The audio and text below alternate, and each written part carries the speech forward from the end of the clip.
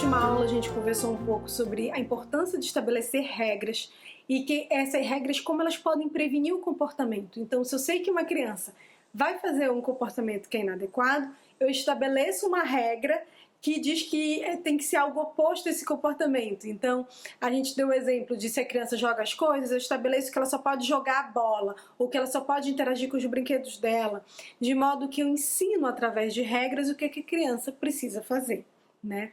A gente vai falar um pouco agora sobre a questão de rotina e sobre como ter uma rotina clara e bem elaborada é importante para a criança.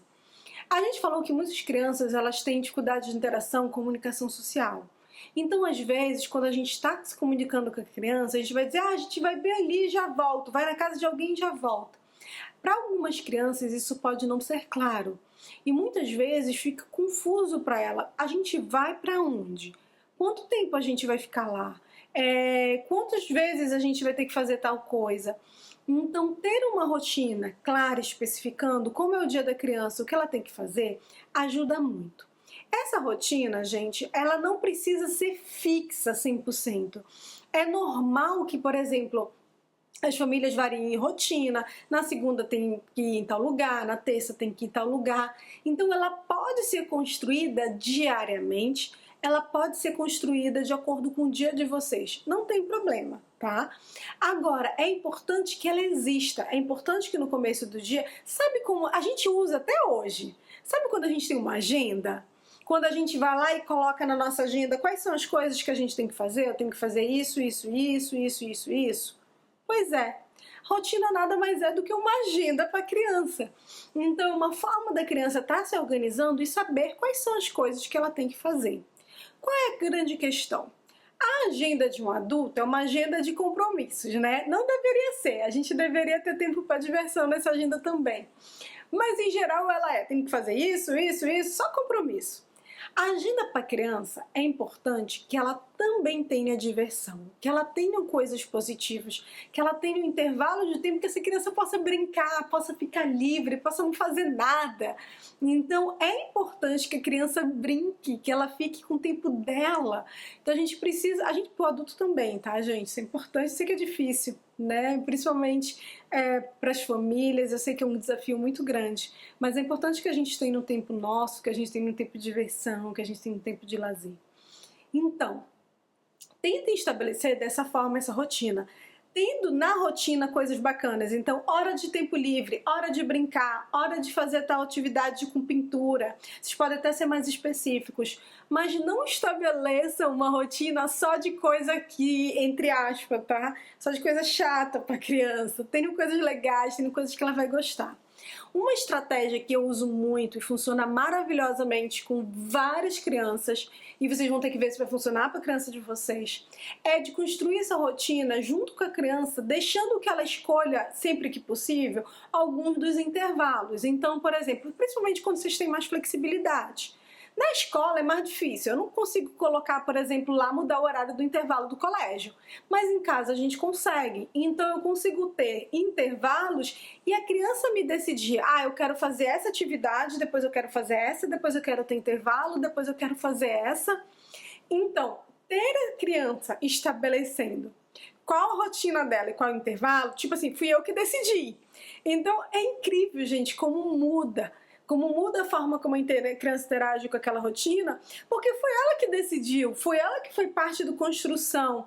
E a gente às vezes pode pensar, nossa, Mário, mas será que isso exige que a criança tenha um nível muito grande de compreensão?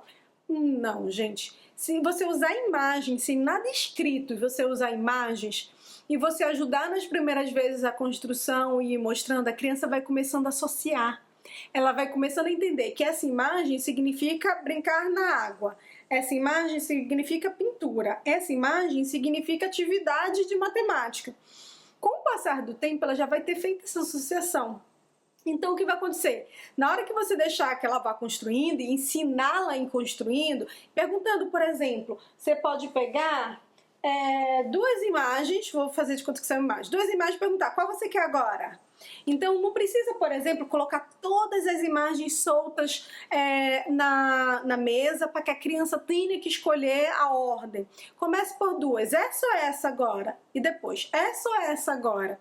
Então você vai trabalhando com o comportamento de escolha da criança, né? Dela ter que escolher, isso inclusive uma habilidade muito legal de desenvolver e que ajuda muito a redução de comportamento problema. Então você pode ir dando escolha para a criança e nessa escolha a criança vai montando qual é a rotina que ela vai seguir durante aquele dia, durante aquela atividade. E isso é algo que vai mudando com o tempo, vai mudando com a quantidade de coisas que a criança tem para fazer, com o dia a dia dela. Mas ajuda demais isso. Tem um muito legal, sabe quando você tem uma lista de atividades e você vai lá e dá check? Pois é. Fazer de modo que a criança consiga dar check também é muito legal. Às vezes o que ela precisa fazer é ir lá e tirar a imagem, por exemplo, do quadro de rotinas. Ou então ela vai lá, tem umas imagens que ela fecha, então ela fecha. Ou transfere de uma fita do velcro para outra. Então, a fazer, feito. E aí ela vai transferindo a imagem do que ela tem que fazer para o feito. As crianças amam ver essa transferência, amam ver essa rotina sendo estabelecida, as coisas que ela está conseguindo fazer.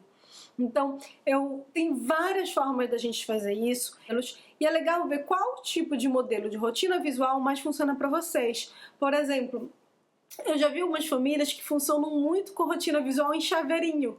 Então, aqui é móvel e aí a criança vai no chaveirinho. Deixa eu pegar aqui e mostrar como seria a ideia para vocês. Voltei. Então, a ideia é essa, gente. Eu tenho aqui um papel, um chaveirinho, tá? Dá para fazer em casa. Pego vários papéis e aí esses papéis, cada um, esse aqui é um mês, não é uma rotina, mas a ideia é essa. E aí cada uma rotina, é algo que a criança tem que fazer, ela pode levar isso para terapia, levar isso para os cantos e aí ela vai virando de acordo com o que ela tem que fazer. Isso ajuda bastante, tá? Então, ter uma rotina clara, ter uma rotina bem estabelecida, vai prevenir muito comportamento problema.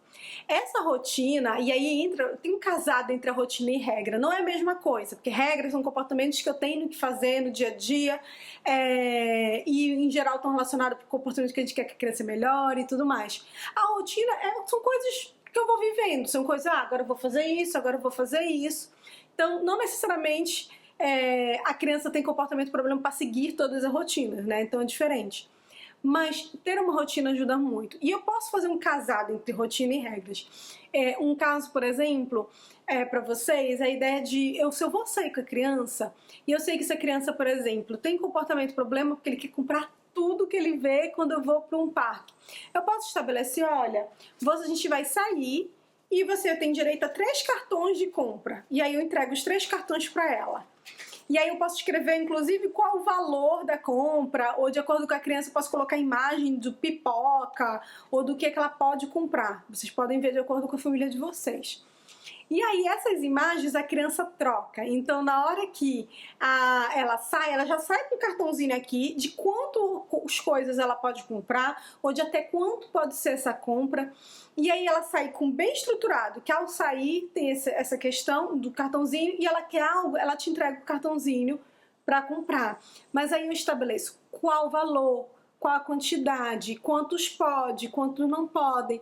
Isso ajuda muito a criança a se organizar, a compreender. Às vezes a gente pode dizer, Mari, mas eu gostaria de sair e não precisar comprar nada. A gente vai chegar lá. Mas às vezes primeiro eu preciso que a criança entenda limite, que ela entenda a questão de quantidade. Depois que ela estiver bem estabelecida e que eu estiver conseguindo sair com a criança sem que comportamentos inadequados aconteçam, aí eu vou trabalhar com essa questão de que vamos fazer uma saída curta, planejada, e nessa saída ele não vai poder ter nada. Na próxima ele pode ter. E aí eu começo a fazer um intercalar. Onde em algumas saídas a criança pode comprar algo e em algumas saídas ela não pode. Uma coisa que geralmente acontece e que é algo que prejudica muito é que a gente às vezes quer começar pelo final. Então, em vez de começar pelos comportamentos aqui gradativamente, lembra a escadinha, eu vou aumentando a complexidade até chegar no final, que é eu quero sair sem que ele me peça nada, sem que eu precise comprar nada. A gente já quer começar por ali. Só que a gente está tão distante às vezes disso, a gente às vezes está numa realidade onde a criança chora, se joga no chão, bate a cabeça no chão se ela não tiver algo que ela quer. A realidade é muito distante do eu quero conseguir sair sem precisar comprar nada. Para eu chegar lá, eu vou ter que fazer vários degrauzinhos. Então vamos tentar primeiro sair estabelecendo quantas coisas ele pode comprar. Então de repente eu começo com 5 cartões. Depois que está indo super bem com 5, eu vou para 3. Depois eu vou para 2, depois eu vou para 1. Mari, começo por onde? Depende da sua criança. Então, quantas vezes ela pede? Em geral ele vai pedir, por exemplo, 5 vezes, comece com 5. Ele pede 4, comece com 4. Ou então, Mari, no meu caso, o que acontece é que ele não quer vir embora. Então isso é muito comum, né? Então ele quer ficar mais. Vamos ensinar ele a pedir tempo extra? Vamos ensinar ele a dizer, posso ficar mais tempo? E aí você pode começar com a mesma ideia do cartãozinho. Esses cartãozinhos são muito bons. Então, olha, tem aqui tipo um vale, né? Vale mais 20 minutos, vale mais 10 minutos, vale mais 15 minutos. E olha que legal. Lembra que a gente falou da regra? Vocês podem casar essas duas situações. Então, que tal se, ao seguir as regras, a criança ganha esse vale de tempo a mais? Então, por que ela está seguindo as regras em casa? Porque ela seguiu a regra de fazer atividade acadêmica no horário? Ela ganhou esse tempo a mais, e nesse valezinho, que ela pode usar quando vocês saem, para pedir por mais 20 minutos, para pedir por mais 15 minutos. Vocês vão ensinar autocontrole, vocês vão ensinar habilidade de negociação para a criança, ao mesmo tempo em que estão prevenindo comportamentos problemas. Não é muito melhor? Pois é. Na nossa próxima aula, a gente vai conversar um pouco mais sobre essa questão de escolhas e vamos falar também ainda de motivação. Beijo!